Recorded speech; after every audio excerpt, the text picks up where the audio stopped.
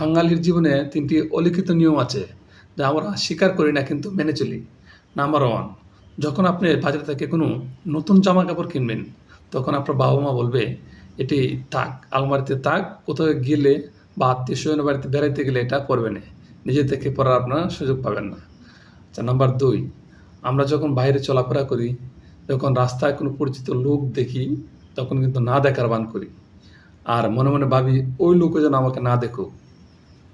আচ্ছা, নাম্বার 3, আমরা পরীক্ষার আগের দিন, পড়ালেখার দিন যখন ফেসবুক নিয়ে ঘাটাঘাটি করি, ফেসবুক স্ক্রল করি, তখন মনে, মনে ভাবি, যাক কালকে সকালে খুব পড়ে নেব, পড়ে শেষ করে দেব।